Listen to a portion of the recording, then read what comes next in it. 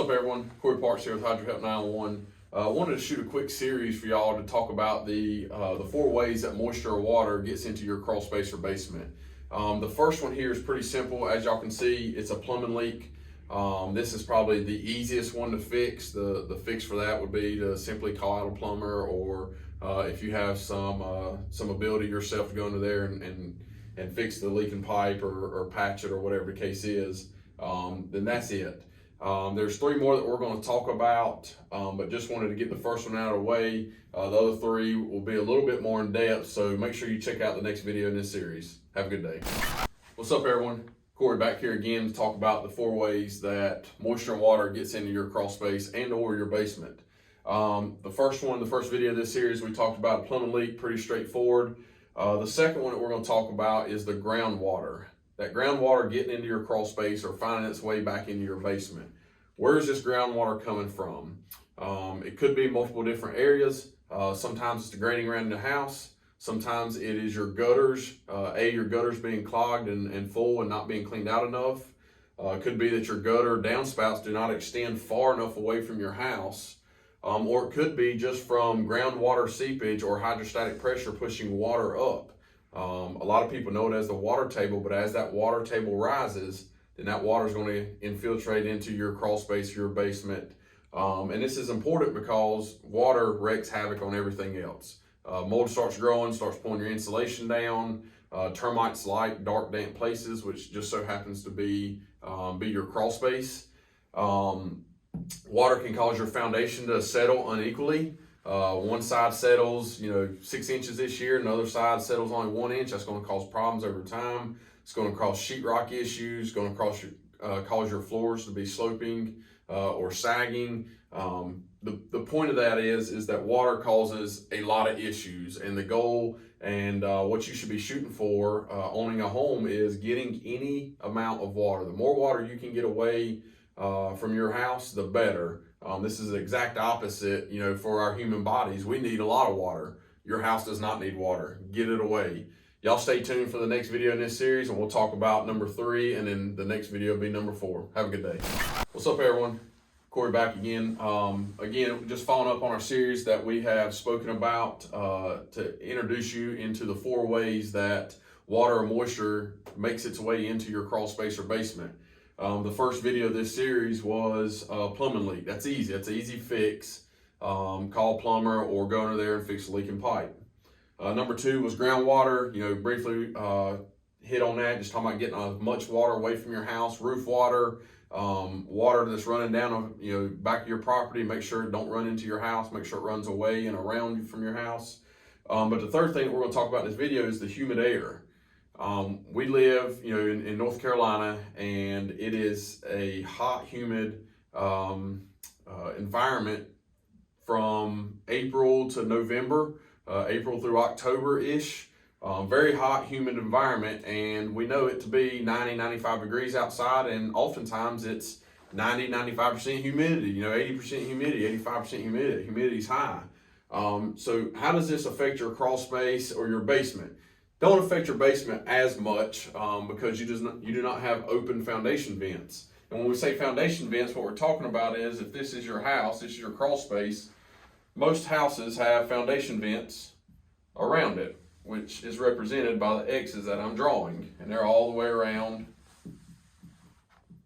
Well, what happens is when it's hot outside and the wind starts blowing, that air comes through these foundation vents.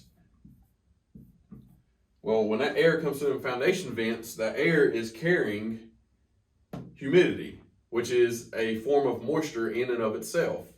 So that air is bringing in through these open foundation vents humidity, aka moisture, into your crawl space, which is just adding to the amount of overall moisture that's in your crawl space. It's going to wreak havoc. It's going to cause mold. Mold gets trapped into your insulation. It grows on your wood. Then that mold filters its way up into your house. Asthma, allergies, coughing, sneezing. Some people, depending on how they handle being introduced to mold and breathing it in, some people start breaking out rashes, stuff like that. So you just want to make sure you're breathing in nice clean air, and it all starts with moisture, whether it's from a plumbing leak, whether it's from groundwater or humid air coming into your crawl space. So we highly suggest to take care of number 3, to get these foundation vents sealed off and install a dehumidifier to regulate the moisture in that crawl space. Y'all stay tuned for the 4th and final video of this series, and we'll hopefully get this wrapped up, and hopefully y'all learned something from this. Y'all have a good day. What's up, everyone? Corey back again with our final video of this series, talking about the 4 ways that moisture and water get into your crawl space or basement. Just to recap, number 1 was a plumbing leak. That's a simple fix. Just get a plumber out or take care of yourself. 2 is groundwater. 3 and 4 are very similar. 3 is from the humid air, the humidity that's in the air that's flowing into your crawl space, as we talked about in video 3 of the series. The 4th one, again, similar. It's the hot air. It's the temperature of the air that's flowing into your crawl space. So, if you have a crawl space here and you have open foundation vents that are represented by the X's,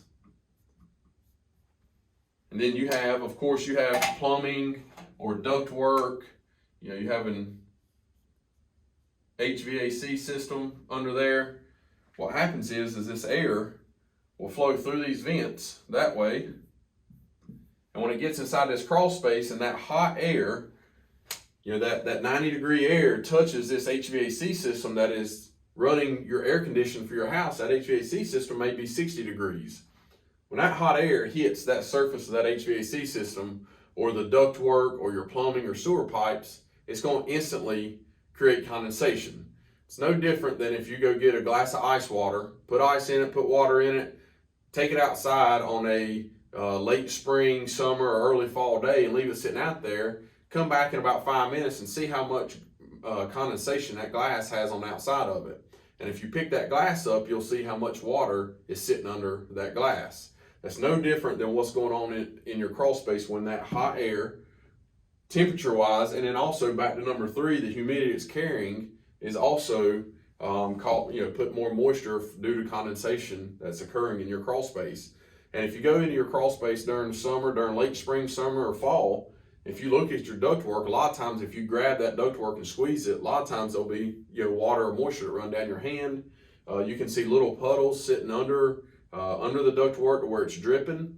And if you look at your ductwork and you see your ductwork has a pink color to it, then what's happening is that ductwork has condensated so much that it has rubbed off the tinfoil coating that is around that ductwork. That ductwork should be silver, but what happens is condensation rubs that silver coating off of it, and then you see the insulation behind that, which is pink.